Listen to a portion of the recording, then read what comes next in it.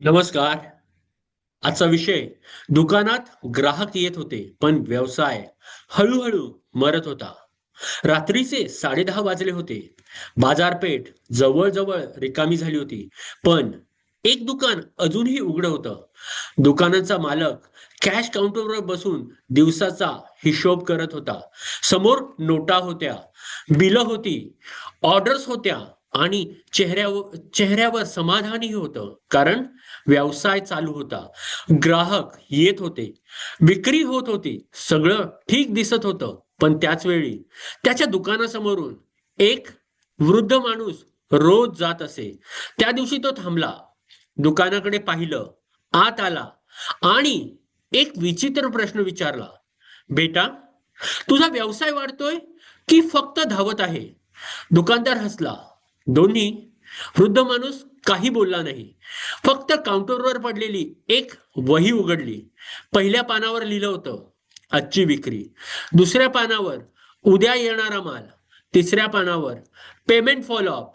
वृद्ध माणूस पुन्हा हसला आणि म्हणाला, ग्राहक का गेले याच्या नोंदी कुठे आहेत? दुकानदार शांत.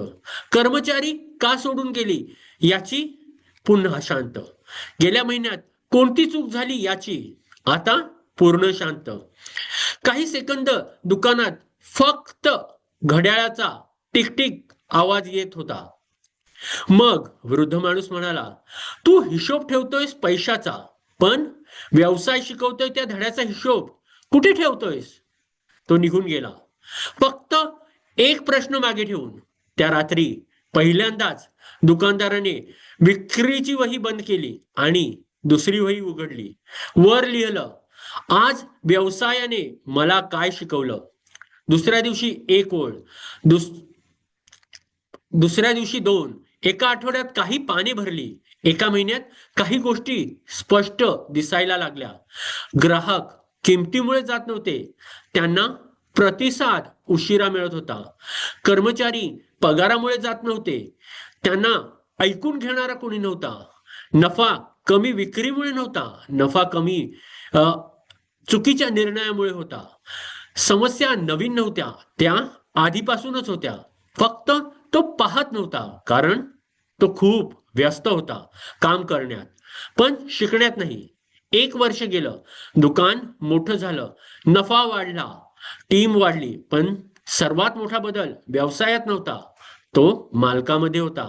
आज प्रत्येक रात्री तो स्वतःला एकच प्रश्न विचारत होता, आज वास्तवाने मला काय सांगितले? आणि हळूहळू व्यवसाय बदलत गेला, कारण त्याने अधिक मेहनत करायला सुरुवात केली नव्हती, त्याने अधिक लक्ष द्यायला सुरुवात केलं होतं. लोकांना वाटलं तो खूप हुशार आहे, पण सत्य वेगळं होतं. तो फक्त ऐकायला शिकला होता, ग्राहकांना, टीमला, चुकांना आणि सर्वात महत्वाचं वास्तवाला. कारण व्यवसायात सर्वात धोकादायक गोष्ट अज्ञान नसते, सर्वात धोकादायक गोष्ट असते मला सगळं माहित आहे हा भ्रम. आजपासून करण्यासारख्या 3 गोष्टी दिवस संपण्याआधी लिहा. आज मी काय शिकलो? आठवड्यातून एकदा स्वतःला विचारा, मी कोणती चूक वारंवार करतोय? महिन्यातून एकदा ग्राहक, कर्मचारी किंवा मेंटरला विचारा, मला दिसत नाही अशी एक गोष्ट सांगा. कारण फीडबॅक म्हणजे टीका नाही, फीडबॅक म्हणजे वास्तव तुमच्याशी बोलत असतं आणि जे वास्तव ऐकतात तेच पुढे जातात. धन्यवाद.